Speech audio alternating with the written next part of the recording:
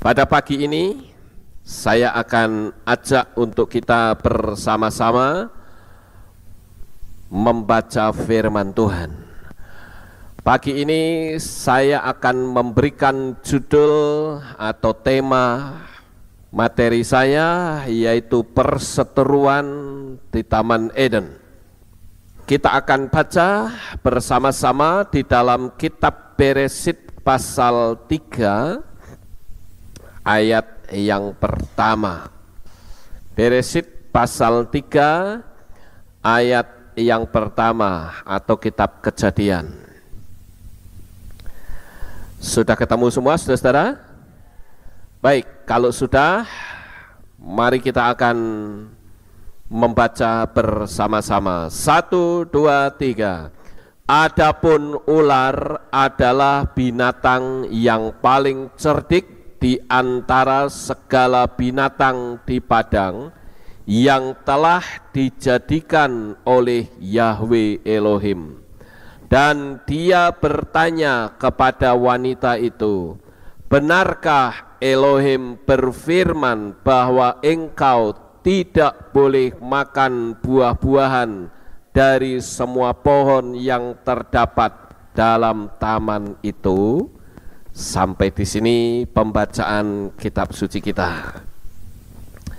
Nah, Bapak Ibu yang terkasih, saya rasa kita semua sudah terbiasa, sudah hafal dengan kisah tentang Adam dan Hawa, yang khususnya Hawa yang digoda oleh ular sehingga Hawa jatuh di dalam dosa. Saya rasa kita semua sudah mengenal kisah ini. Tetapi barangkali saking mengenalnya kita tidak lagi mencurigai tentang apa sebetulnya yang sedang terjadi di Taman Eden. Pagi ini saya akan ajak Bapak Ibu yang terkasih untuk melihat siapakah sebetulnya ular itu. Ada 3 pertanyaan yang akan kita jawab, yaitu mengapa ular itu makhluk yang paling cerdas, dan yang kedua bagaimana ular itu bisa berbicara, dan yang ketiga bagaimana Tuhan menghukum ular sehingga berjalan dengan perutnya. Kita selama ini memiliki pandangan yang selalu sama. Bahkan dalam dunia kekristenan selalu sama. Bahwa yang sedang berhadapan dengan Hawa itu sosoknya seperti ini. Ya, saudara-saudara. Namun pada pagi ini saya akan mengajak untuk kita melihat kepada kebenaran yang sesungguhnya. Dan karena kita melihat di dalam kitab suci yang berbahasa Indonesia, atau saya menyebut dengan teks Latin, maka inti kebenaran dari kitab suci itu sendiri mulai kabur. Tetapi pagi ini kita akan lihat kepada satu perspektif yang berbeda. Karena kita membaca dari huruf Latin dan bahkan ceritanya sudah seperti itu, sehingga muncullah beberapa penafsiran yang ada di kalangan orang Kristen. Penafsiran pertama mengatakan bahwa ular itu dulunya berkaki, tetapi saya mengatakan penafsiran ular yang dulunya berkaki itu terpatahkan. Kenapa? Kalau benar bahwa dulunya ular berkaki, berarti secara logika sekarang tidak ada lagi ular yang berkaki. Kenapa? Karena sudah dikutuk Tuhan. Tetapi faktanya di dalam dunia ini masih ada ular yang berkaki. Nah, sampai di sini saudara paham atau tidak? Ya, pelan-pelan saya akan sampaikan kepada saudara. Sekali lagi, apabila orang menafsirkan bahwa dulu itu ular berkaki, tapi ketika dikutuk nggak punya kaki. Dan saya katakan berarti secara logika sekarang sudah tidak ada ular yang berkaki. Kemudian ada juga yang memberikan penafsiran yang lain, yang berkata bahwa ular itu dulunya ya seperti sekarang, tubuhnya panjang tetapi wajahnya manusia. Itu juga merupakan penafsiran. Kemudian ada juga yang mengatakan bahwa ular itu bisa saja dulunya bersayap, sehingga kita mengenal adanya ular naga yang bersayap, yang mulutnya menyemburkan api. Oleh karena itu saudara, semua pertanyaan-pertanyaan ini saya rasa akan tertutup apabila kita mau mempelajari dengan lebih teliti lagi tentang kebenaran ini, tapi dari sisi pola pandang Ibrani. Nah, oleh karena itu saya akan ajak untuk kita bersama-sama melihat tentang siapa sebetulnya sosok ular itu. Ular di dalam bahasa Ibrani itu disebut dengan nahas. Ya, sekali lagi ular dalam bahasa Ibrani disebut nahas. Ya, tulisannya adalah nun, het, dan shin, dibaca nahas. Nah, kata nahas dari 3 huruf nun, het, dan shin itu artinya adalah shining atau bercahaya. Juga bisa berarti kuningan. Jadi saya berharap kita lupakan saja dulu sosok ular, saudara. Kita mulai start dari sini bahwa yang ditulis dalam kitab suci nahas, ya, yang ditulis di dalam terjemahan bahasa Indonesia ular, itu teks aslinya adalah nahas yang artinya shining atau bercahaya. Tetapi kata nahas yang sama itu juga bisa berarti kuningan. Jadi kalau saya gabung bisa saja ini merupakan sesuatu yang warnanya kuning dan mengkilat, saudara. Kemudian kita juga melihat bahwa sebelum Adam dan Hawa jatuh di dalam dosa, saya sudah menyampaikan di sini, apakah saudara masih ingat atau tidak? Sebelum Adam dan Hawa jatuh di dalam dosa, dia itu berjubahkan cahaya kemuliaan Yahweh.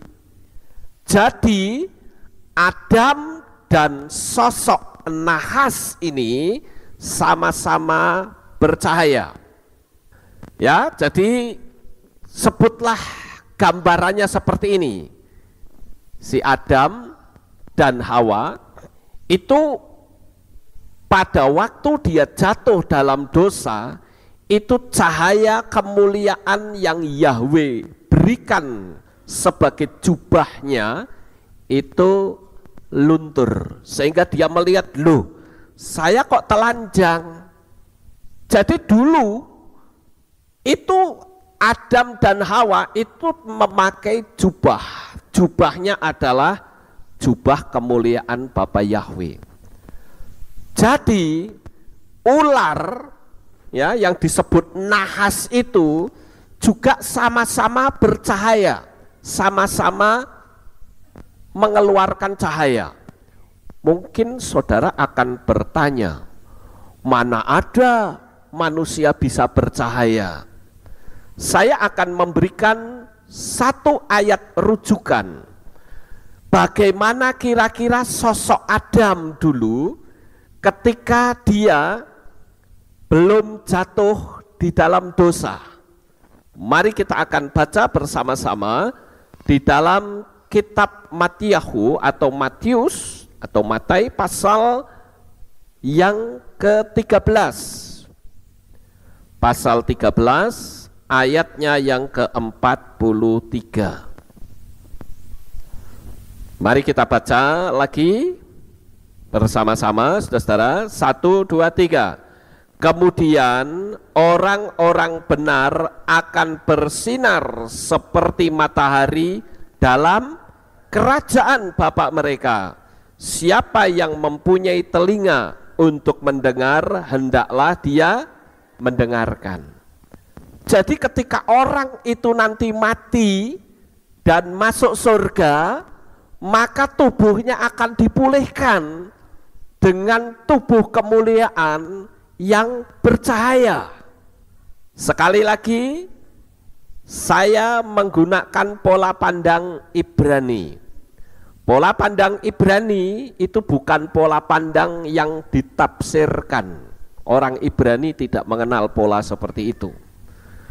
Ya, jadi di ayat ini sudah mengindikasikan, memberitahukan bahwa orang-orang yang benar, orang-orang yang masuk surga itu tubuhnya akan diberi kemuliaan, akan bersinar, akan bercahaya.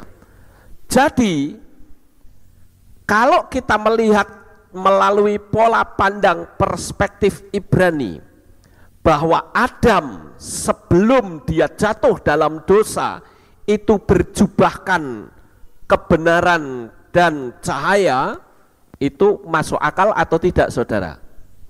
Masuk akal enggak? Masuk akal sekali, ya. Tetapi ketika dia jatuh dalam dosa, memakan buah pengetahuan baik dan jahat, maka cahaya kemuliaan itu hancur, rontok, hilang. Maksud saudara? Ya. Tetapi tetap bagaimanapun juga manusia tetap masih memiliki cahaya itu yang disebut dengan aura yang ada pada diri manusia. Saya akan kasih rujukan yang lain di pasal 17, ya, Matius pasal 17 ayat yang kedua. Dikatakan, dan dia diubah rupakan di hadapan mereka, dan wajahnya bersinar seperti matahari, dan jubahnya menjadi putih seperti cahaya. Itu adalah wujud Adam pada waktu dia belum jatuh dalam dosa. Saudara melihat ketika Mose turun dari gunung Sinai, saudara masih ingat wajahnya pun bersinar-sinar, saudara. Jadi kita punya bayangan sekarang bahwa Adam sebelum jatuh dalam dosa itu berjubahkan kemuliaan Tuhan, berjubahkan cahaya. Faktanya dari ayat-ayat ini sebagai rujukan.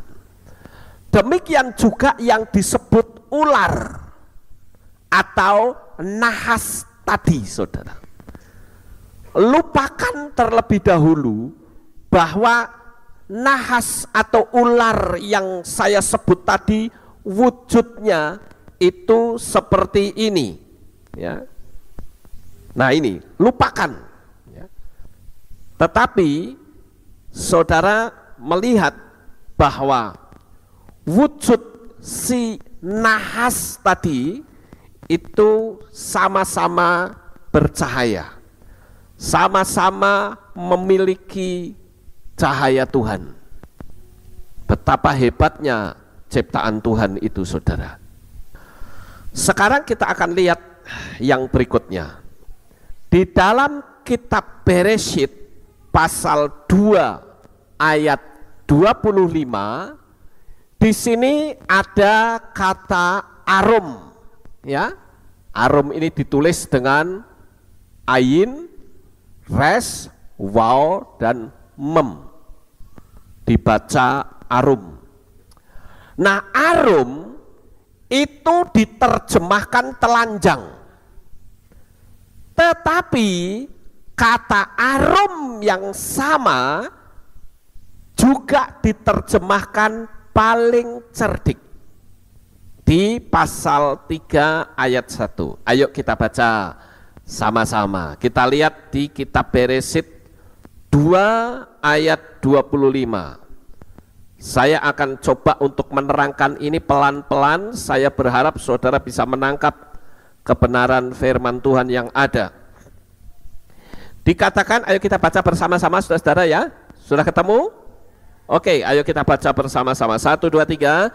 Dan mereka telanjang, baik manusia itu maupun istrinya, tetapi mereka tidak merasa malu. Kemudian di pasal 3 ayat yang pertama, ayo kita lihat pasal 3 ayat yang pertama. Mari kita baca lagi. 1, 2, 3. Adapun ular adalah binatang yang paling cerdik di antara segala binatang di padang yang telah dijadikan oleh Yahweh Elohim.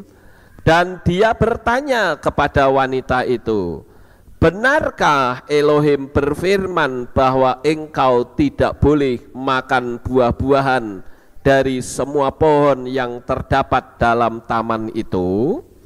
Saudara, di sana ketemu kata paling cerdik.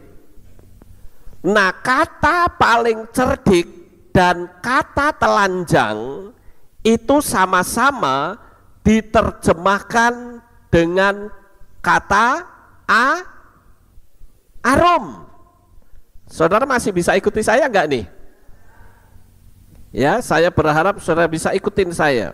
Saya ngomong pelan-pelan loh ini saudara. Ya, enggak cepet. Jadi saudara bisa menangkap kebenaran di dalamnya. Lalu apa kaitannya? Nah, saya akan tunjukkan terlebih dahulu di dalam teks aslinya. Di sini dikatakan Wayihyu senehem arumim. Perhatikan kata arumim. Ya. Kenapa kok mim? Ada akhiran im karena bentuknya jama. Mereka kan jama toh. Betul nggak saudara? Mereka kan bukan satu, bukan tunggal. Keduanya telanjang itu sudah jamak. Jadi ada imbuhan im. Jadi dikatakan di sini kata arum ini tadi terjemahannya apa? Telanjang. Kemudian di sini dikatakan juga ya di pasal yang ini, pasal 3 ayat 1 dikatakan wahana has hayah arum. Perhatikan, ini sama. Ya. Jadi kalau begitu apabila saya menerjemahkan ini di dalam bahasa Indonesia itu seperti ini kira-kira saudara.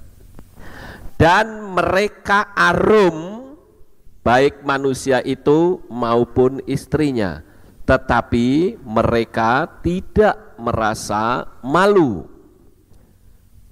Adapun ular adalah binatang yang arum di antara segala binatang di padang. Kata arum dipakai untuk dua kata yang berbeda, yaitu telanjang dan cerdik. Saya ingin saudara interaktif dengan saya loh. Ya, soal ini agak sedikit dalam saudara. Nanti kalau enggak saudara bingung. Makanya saya coba untuk bicara pelan-pelan. Kalau kita melihat bahwa pemakaian kata yang sama itu merupakan kode ya adanya kemiripan antara manusia dengan nahas tersebut. Saya ambil satu contoh hal yang nampaknya mirip. Kuda, keledai, dan bagal. Bentuknya sama kan saudara? Tapi beda. Ada horse, ada donkey, terus bagal apa? Mule. Berbeda. Jadi tiga hewan ini kelihatannya sama enggak? Sama, mirip. Nah, di situ sebetulnya saudara, ya, pemakaian kata yang sama itu merupakan kode yang menjelaskan adanya kemiripan antara manusia dengan nahas tadi. Jadi sebelum nahas itu dikutuk oleh Tuhan, bentuknya itu bukan reptil, tetapi wujudnya seperti manusia dan tubuhnya itu bercahaya seperti Adam waktu dia belum jatuh dalam dosa. Itu tubuhnya bercahaya karena ada pakai jubah Tuhan. Sampai di sini bisa diikuti saudara-saudara? Ya, kita lanjut sekarang. Kemiripan ini dikonfirmasi dengan penjelasan yang sama bahwa ternyata si nahas tadi, si makhluk yang seperti manusia bercahaya tadi, itu juga bisa bicara seperti manusia. Jadi si ular yang belum dikutuk tadi, saudara lupakan bayangan ular yang tubuhnya panjang itu ya. Tapi bayangkan bahwa yang disebut ular sesuai dengan teks aslinya, si nahas tadi itu sosok manusia, walaupun namanya binatang. Makanya kemarin saya menerangkan bahwa binatang dan manusia itu memiliki konstruksi yang sama. Kalau dulu kita mengenal manusia terdiri dari 3 dimensi, tubuh, jiwa, roh. Sementara binatang hanya 2 dimensi, tubuh dan jiwa. Tetapi setelah kita belajar melalui pola pandang Ibrani, ternyata manusia dan binatang itu sama, punya tubuh dan punya jiwa roh. Tetapi manusia dan binatang itu punya perbedaan level di jiwa rohnya. Saya tidak akan menerangkan ini karena minggu yang lalu saya sudah menerangkan untuk saudara. Jadi sekarang saudara bayangkan bahwa si nahas tadi itu wujudnya seperti manusia. Dia, istilah orang Jawa itu, dedeknya itu seperti manusia, itu bercahaya. Tadi kan dikatakan kuning ya, mengkilat saudara, dan bisa berbicara. Di dalam kitab Bilangan pasal 22 ayat 28, di situ ada keledai yang bisa ngomong. Ayo kita sama-sama lihat saudara. Kitab Bamidbar pasal 22 ayat 28. Kalau sudah ketemu, ayo kita baca lagi bersama-sama dengan suara yang keras. Bamidbar atau Bilangan pasal 22 ayat 28. Mari kita baca. 1, 2, 3. Dan Yahwe membuka mulut keledai itu, dan keledai itu berkata kepada Bileam, apakah yang telah kuperbuat kepadamu sehingga engkau memukulku 3 kali ini? Nah, di sini saya akan coba untuk sedikit terangkan saudara-saudara. Di situ ada seorang mantan nabi yang namanya Balhum atau Bileam. Nah, Bileam ini itu orang yang terkenal mulutnya itu mungkin menyebut dengan istilah sakti mandraguna. Jadi kalau Bileam atau Balhum ini berkata, kamu besok mati, orang itu mati, saudara. Besok kamu diberkati, orang itu diberkati. Itu mulutnya Bileam. Nah, musuh-musuhnya Israel itu ngerti bahwa untuk mengalahkan Israel dengan cara fisik tidak mungkin bisa menang. Sekarang untuk mengalahkan pakai cara supranatural. Si Balhum atau Bileam ini dikasih duit banyak oleh musuh-musuhnya Israel.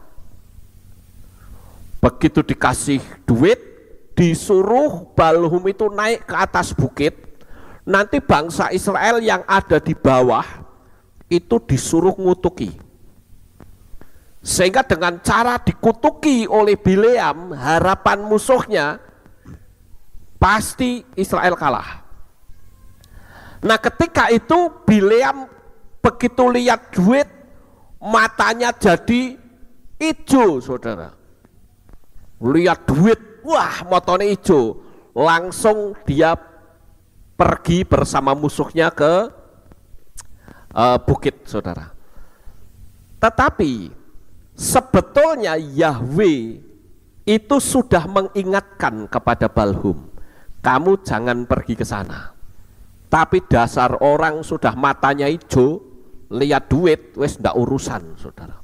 Dia ambil keledainya, dia naiki, ayo disabet, ayo jalan, ya dia jalan, saudara. Tapi setelah sampai di sebuah gang gitu, kira-kira kayak gang sempit gitu, keledainya deprok, saudara. Lah jengkel Bileam ini, disabet lagi sampai 3 kali. Tadi ayatnya bilang apa? Bapak Yahweh membuka mulut keledainya, sehingga keledainya itu ngomong gini, kok kamu mukulin aku terus tuh piye maksudnya? Harusnya Bileam kan kaget, loh keledai saya kok bisa ngomong? Tapi dasar orang yang motone sudah ditutup sama duit, saudara, wes ndak urusan. Keledai ngomong malah dijek debat kusir sisan, saudara. Ini sakjane yang goblok itu keledainya apa Bileamnya, saudara. Nah, kisah ini yang tertulis, tapi saya sedikit lanjutkan supaya ceritanya bisa selesai. Ternyata keledainya itu melihat ada malaikat yang membawa pedang. Jadi dengan kata lain, kamu berani maju tak pateni kamu. Sehingga keledai itu deprok. Nah, tetap diajar, malah dijak debat kusir. Akhirnya ya sudahlah, lanjut terus, wes nekat lanjut terus, saudara. Sampai di atas bukit, dia tetap motonya masih hijau terus. Tetapi saya katakan pembelaan Tuhan terhadap Israel itu tidak bisa dihambat dengan cara apapun. Begitu Bileam akan berkata terkutuklah gitu ya, tiba-tiba lidahnya dipelintir oleh Tuhan sehingga yang keluar kata-kata diberkatilah. Lah musuhnya melenggong semua, saudara. Loh, aku bayar kamu loh, tak suruh ngutuki, kok sekarang malah memberkati. Nah, cerita ini selesai sampai di situ, saudara. Tetapi yang saya soroti di sini adalah keledai Bileam itu bisa berbicara karena mulutnya dibukakan oleh Bapak Yahweh. Jadi saudara percaya nggak kalau keledai ini benar-benar bisa bicara kayak manusia? Percaya nggak? Nggak tanggung-tanggung, dia bahasanya bahasa Israel loh, saudara. Luar biasa kan? Kita aja bahasa Israel masih belajar bahasa Ibrani ya toh. Ini keledainya bisa ngomong Ibrani loh. Tapi sekali lagi, tapi keledai pada umumnya tidak bisa bicara. Kalau di sini dikatakan keledainya Bileam itu berbicara karena insidentil, hanya saat itu saja. Tapi berbeda dengan Nahas tadi, saudara. Nahas tadi tidak ada keterangan bahwa Tuhan membuka mulut nahas untuk bisa ngomong sama Adam dan Hawa. Tidak. Tetapi memang dia diciptakan sudah bisa berbicara dan berkomunikasi dengan manusia. Saudara bisa tangkap ini? Ya. Jadi kalau sama keledai memang Tuhan sanggup untuk membuka. Oh, burung saja bisa ngomong kok. Ya, burung kakak tua bisa bicara.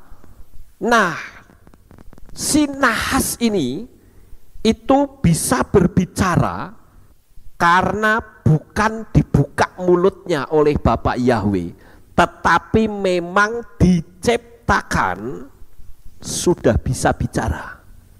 Artinya diberi kemampuan untuk bisa berkomunikasi. Jadi bukan sifatnya insidentil, tidak. Kita lihat yang lain, saudara.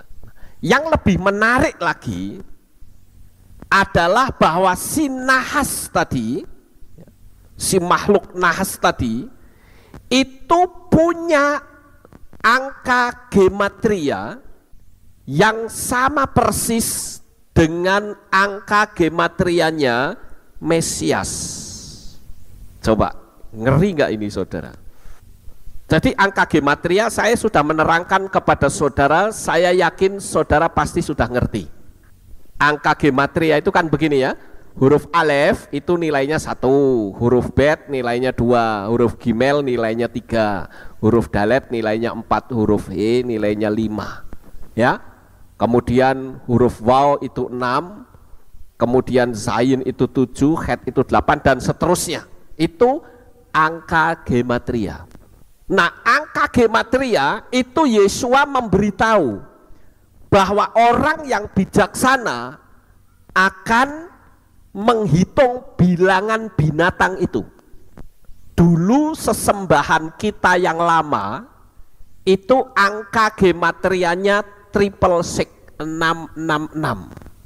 Ya, itu kekasih kita dulu saudara. Sekarang kita sudah tinggalkan, kita nggak lagi menggunakan kekasih kita yang lama, nilainya 666. Tetapi kalau saudara melihat di sini angka gematria yang sama antara ular si nahas tadi dengan Mesias itu sama persis. Saudara lihat di sini, ya. Ini nahas kan, ya. Nun, het, shin. Nahas. Nun itu nilainya 50, het itu nilainya 8, shin nilainya 358. Sedangkan Mesia, ya, mem, sin, yot, het. Mesia itu nilainya het 8. Ini kan juga 8 sama, ya. Yot nilainya 10, shin nilainya 300, mem nilainya 400, jumlahnya sama 358. Apa artinya ini saudara? Ya, apa artinya ini? Artinya adalah, jadi kalau kita lihat bahwa angka gematria yang sama untuk dua kata yang bertolak belakang antara Mesias dan si nahas tadi itu memiliki dua arti yang tersembunyi, punya dua arti yang tersembunyi. Yaitu apa? Yang pertama, salah satu kata yang merupakan obat yang artinya berlawanan tersebut. Contoh, setan dan menorah punya angka gematria yang sama, yaitu 359. Artinya apa? Artinya menorah adalah obat untuk setan. Obat dalam tanda petik ya maksudnya. Nah, setan itu memasukkan simbolnya untuk menggantikan menorah. Saya ambil contoh, ini kan menorah. Saudara tahu ini huruf apa? Huruf Ibrani kuno yang dikenal dengan Paleo Hebrew. Ini membacanya Yahweh. Simbol ini sangat berbeda dengan simbol ini. Ini simbol salib, saudara. Dan salib ini sekali lagi bukan simbolnya orang Kristen, bukan. Karena salib ini adalah simbol dari kepercayaan agama Babel kuno. Sementara kaki Dian itu adalah simbol dari jemaat Tuhan. Negara Israel itu juga simbolnya ada dua, bintang Daud dan kaki Dian. Bintang Daud itu yang pernah saya pasang di sini, itu bintang Daud, itu simbolnya Israel. Simbolnya Israel yang lain juga ini. Nah, saudara yang terkasih, kalau kita melihat hal seperti ini, maka antara nahas dan Mesia itu ada sangkut pautnya. Saya ambil contoh. Ya, Mesias dan nahas itu merupakan obat untuk ular. Ini pernah didemokan dulu pada zaman Mose, ketika orang yang tidak taat firman Tuhan. Kalau saudara baca di kitab Bemidbar atau kitab Bilangan pasal 21, bangsa Israel itu kan bersungut-sungut, saudara, gresula, ya, mutungan, sehingga ketika mereka seperti itu dipagut ular di padang pasir. Nah, apa yang dilakukan oleh Mose dulu? Mose mendirikan tiang, kemudian dia bikin ular tembaga. Nah, itu untuk obat, katanya. Siapa saja orang yang bertobat dan memandang kepada ular tembaga itu, orang tersebut sembuh dari sakit. Coba kita baca Bemidbar 21 ayat 9. Mari kita akan sama-sama baca kitab Bilangan atau Bemidbar pasal 21 ayatnya yang ke-9. Sekalian saya mau tanya, saudara masih bisa ikuti saya? Oke, bagus, puji Tuhan. Ayo kita baca Bemidbar 21 ayat ke-9. 1, 2, 3. Dan Musa membuat sebuah ular tembaga dan menaruhnya pada sebuah tiang, dan terjadilah ketika ular itu memagut seseorang, lalu ia memandang ular tembaga itu, maka dia hidup. Jadi sembuh, saudara. Kemudian kita rujuk di kitab Yohanan atau kitab Yohanes. Yohanan pasal 3 ayatnya yang ke-14. Ayo kita baca lagi. 1, 2, 3. Dan sama seperti Musa meninggikan ular di padang gurun, demikian pula lah seharusnya anak manusia ditinggikan. Jadi di situ anak manusia dan ular tadi itu sama-sama ditinggikan dan memiliki nilai atau angka gematria yang sama. Kalau zaman dulu ketika orang yang bersungut-sungut itu dipagut ular dan harus mati, maka siapapun yang melihat ular tembaga yang ditaruh di tiang, maka orang tersebut sembuh. Itu sudah menggambarkan tentang kedatangan Mesias yang disalib, saudara. Ada kemiripan di sini, ya. Nah, itu sebabnya kalau saudara mau jeli, dunia pernah memakainya, ya. Di sini kita lihat, nanti kita yang ke Israel akan pergi ke sini, saudara. Ini di puncak Gunung Nebo. Nanti kita akan ke sini, ya. Karena perjalanan kita ini terjadwal di situ. Saudara nanti bisa foto-foto di situ, ya. Kalau ini kan fotonya orang lain, saudara bisa foto di situ nanti. Ya, oke. Kita lihat next caption yang kedua. Kedua kata yang memiliki angka gematria yang sama hanya punya perbedaan tipis. Ular tembaga yang seharusnya menunjuk pada Mesias akhirnya berubah menjadi Mesias palsu yang disembah oleh kerajaan Yehuda pada masa Raja Hizkia. Itu ada di dalam kitab Melechim Bet atau 2 Raja-Raja pasal 18 ayat 1 sampai 4. Makanya kalau saudara melihat di apotek-apotek di seluruh dunia, ya, selalu gambarnya mesti ular, saudara.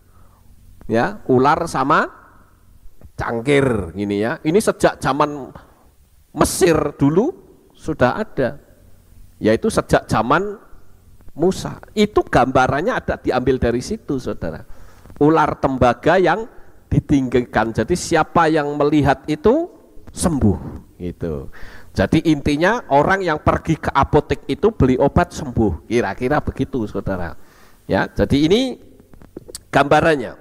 Kita tidak akan membaca kitab Melechim Bet, saudara catat saja bahwa ular tembaga yang bernama atau diberi nama Nehustan itu akhirnya disembah dan itu dilarang. Karena itu bukan itunya, bukan sosok tembaganya itu, tetapi itu adalah merupakan bayangan dari Sang Mesias yang disalib. Kita lihat yang berikutnya. Perbedaan tipis ini terletak pada kedagingan. Mesias artinya yang diurapi, ini sama dengan nahas. Nahas itu adalah merupakan Mesias yang tidak diurapi atau kedagingan. Nahas di Taman Eden seharusnya bisa menunjuk pada Mesias dengan terangnya dan kecerdikannya, seharusnya memberkati dan bukan menjerumuskan, tetapi ego dan ambisinya yang membuat dia jatuh. Sampai di sini saya bisa mengambil makna rohani dari materi saya. Yang pertama adalah jangan pernah kita egois, saudara. Kalau kita egois, apa bedanya dengan si nahas tadi? Sosok yang seperti manusia tadi, yang egonya kuat.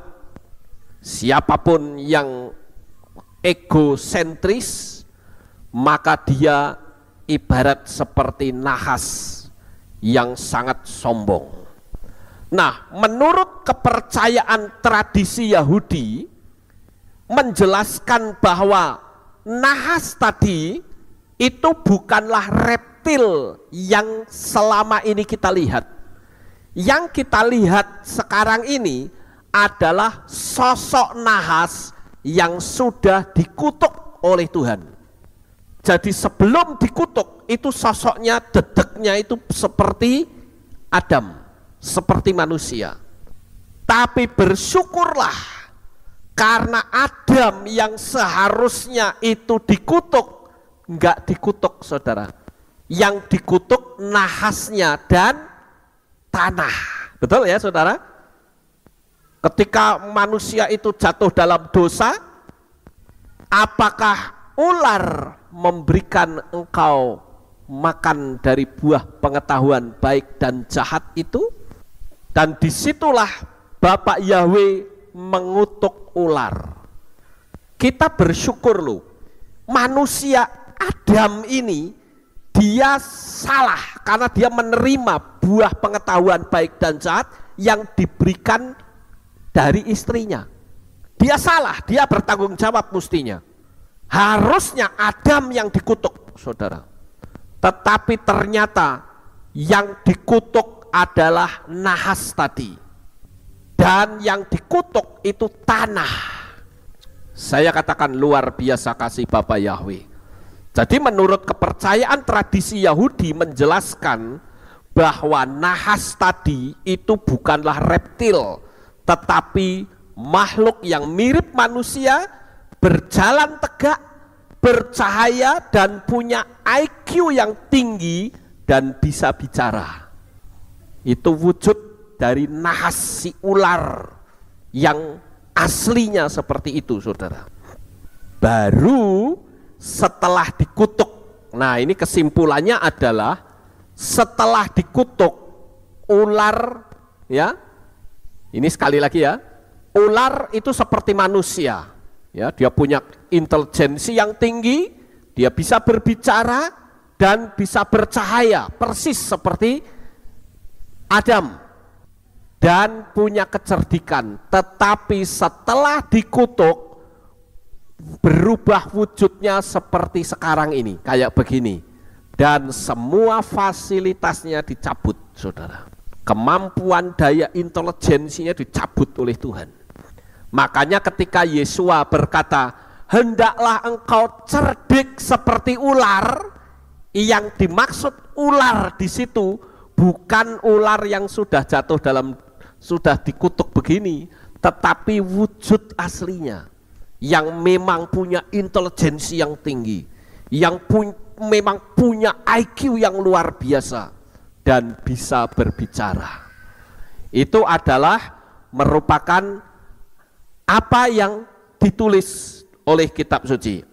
Sekarang kita kembali ke Taman Eden, saudara-saudara. Kenapa? Sekarang pertanyaannya adalah kenapa sekonyong-konyong ular itu memutuskan untuk menghampiri Hawa dan bukan Adam, dan menipu untuk makan buah terlarang tersebut. Kenapa? Nah ini cukup menarik, saudara-saudara. Kenapa yang dihampiri kok Hawa bukan Adam?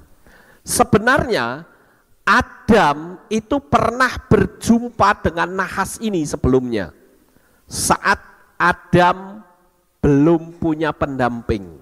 Ayo kita buktikan, saudara.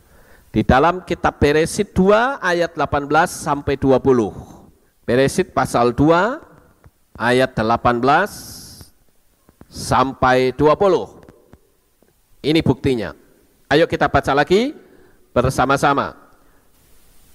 Dan Yahweh Elohim berfirman, pelan-pelan ya, tidak baik kalau manusia itu seorang diri saja. Aku akan menjadikan baginya seorang penolong yang setara dengan dia.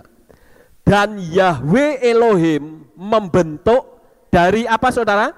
Tanah setiap binatang di padang dan burung-burung di udara, lalu membawanya kepada manusia itu untuk melihat bagaimana manusia itu menamai setiap makhluk hidup itu, itulah namanya. Demikianlah manusia itu memberi nama pada segala ternak, tentu termasuk si nahas tadi ya, pada segala burung di udara dan segala binatang di padang belantara, tetapi untuk dirinya sendiri tidak ditemukan seorang penolong yang sepadan baginya. Nah ini ceritanya waktu Adam masih sendirian. Ketika Adam masih sendirian, Tuhan ngomong sama Adam, kira-kira seperti ini ngomongnya, Adam, coba kamu kasih nama itu sama binatang-binatang, termasuk nahas ada loh, saudara. Dan wujudnya belum panjang seperti itu, masih dalam sosok manusia. Waktu itu Adam memberi nama satu-satu. Cuman si nahas ini ada sedikit nggak suka dengan Adam. Kenapa? Karena dari sekian banyak binatang yang diciptakan oleh Tuhan, kitab suci mengatakan yang paling cerdik siapa? Nahas tadi. Betul ya, saudara? Yang paling cerdik nahas tadi kan?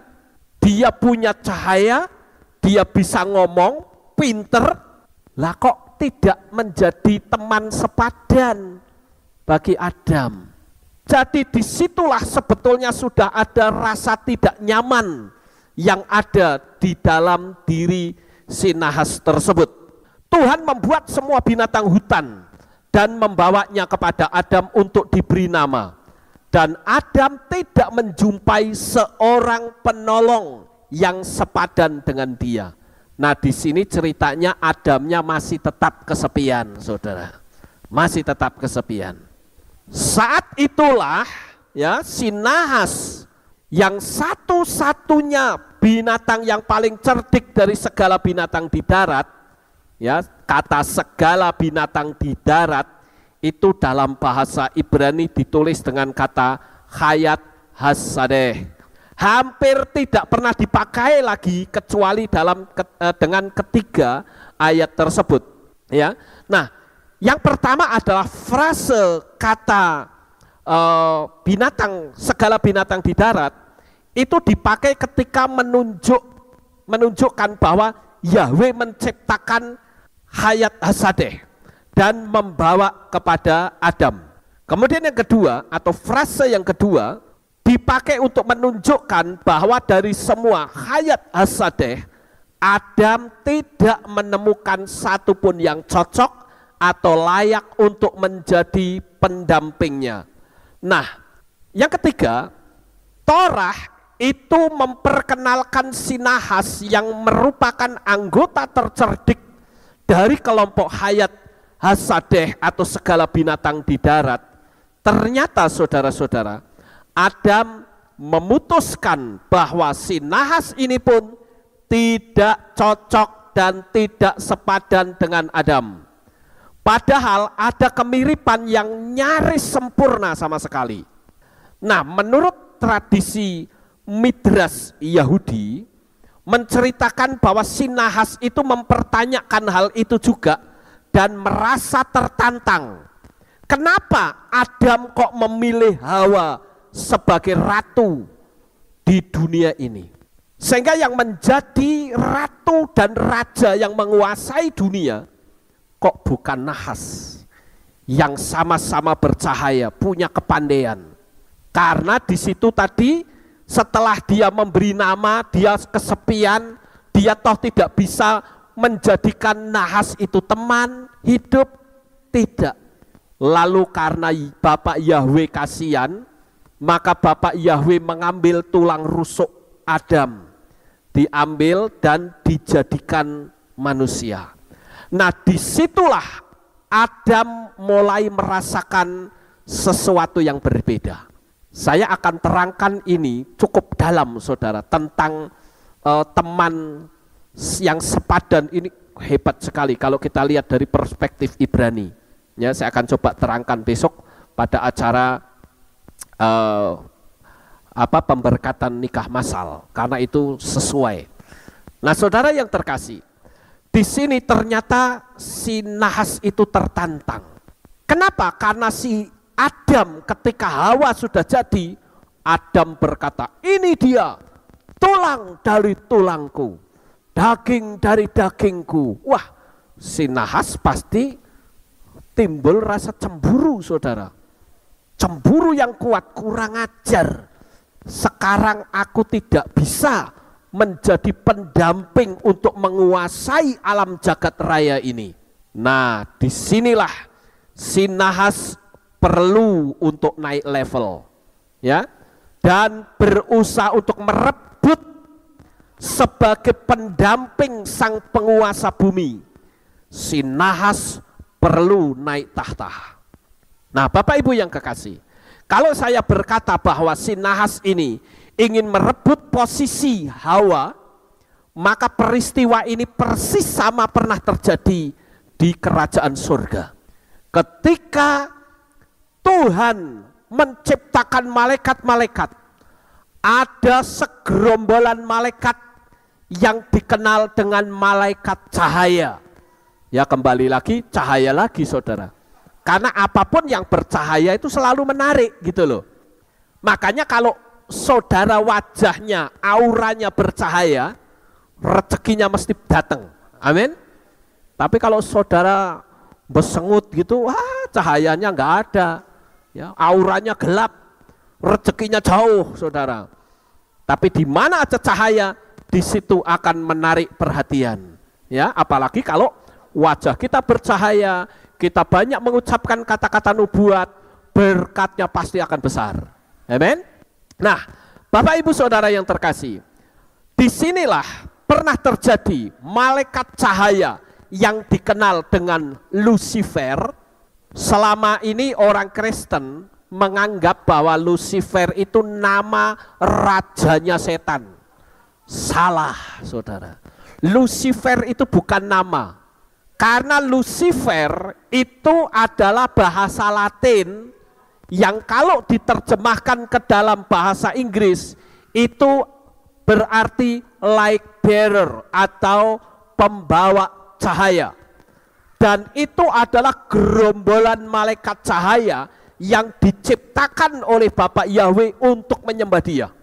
Tetapi karena dia melihat tahta yang begitu indah, wah, aku perlu rebut tahta ini. Peristiwanya sama. Ketika si nahas melihat Adam sekarang berdampingan dengan Hawa, kecemburuannya luar biasa. Kurang ajar, aku harus geser posisi Hawa ini. Aku harus menjadi pendampingnya Adam untuk menjadi penguasa di atas muka bumi ini. Nah, disitulah kecerdikannya si nahas itu dipakai oleh nahas untuk menggulingkan Hawa, saudara. Nah, apa yang membuat Adam memutuskan bahwa si nahas ini tidak sepadan dengan dia? Ini terbukti bahwa Adam itu sudah mampu mendeteksi bahwa nahas ini tidak sepadan. Kenapa? Seperti yang saya terangkan kepada saudara beberapa waktu yang lalu, bahwa manusia itu terdiri dari dua unsur. Ya, kalau dulu kita mengenal manusia 3 dimensi, tubuh, jiwa, dan roh. Itu pola pandang Yunani. Pola pandang Ibrani, manusia itu terdiri dari 2 unsur, tubuh dan jiwa roh. Nah, itu ibarat seperti komputer, software dan hardware. Nah, Bapak Ibu Saudara yang terkasih, jiwa roh ini antara manusia dan binatang itu sama. Tetapi manusia memiliki level yang sangat banyak. Ada 5 level. Saya sudah terangkan kepada saudara, saya tidak akan terangkan lagi. Ya. Nah, di sini sebetulnya Adam sudah mampu untuk mendeteksi bahwa nahas ini tidak sepadan. Dan itu dibuktikan karakternya ketika dialog dengan Hawa. Coba kita lihat di dalam kitab Beresyit pasal 3 ayat yang pertama yang tadi sudah kita baca. Di dalam teks bahasa Ibrani dikatakan, Afki amar Elohim lo toklu mekal etz hagan. Artinya, walaupun Elohim mengatakan tidak boleh makan dari semua pohon di taman ini, tapi sayang sekali kalimat dari si nahas ini belum selesai, sudah dipotong oleh Hawa. Tetapi saudara, nahas ini seolah-olah hendak berkata, walaupun Elohim mengatakan tidak boleh, emangnya kenapa? Makan saja. Tetapi dipotong oleh Hawa. Apabila memakannya, pastilah mati. Ya, itu dipotong oleh Hawa. Maka si nahas langsung mendebatnya dan berkata, sekali-kali kamu tidak akan mati, tapi justru kamu akan menjadi seperti Elohim. Nah, disinilah terjadi perseteruan debat kusir yang hebat, saudara. Disinilah sebetulnya Hawa sudah kalah dalam ucapan. Hal yang seperti ini kita bisa tarik kesimpulan. Apabila kita bisa disebut nahas, apabila kita menggunakan polanya si nahas. Saya ambil satu contoh. Kalau saudara melihat ada barang di situ, barang itu bukan milik saudara, dan saudara ada kesempatan untuk mengambil, maka naluri nahas ini akan muncul. Ambil saja barangnya. Hati nurani kita akan berkata apa?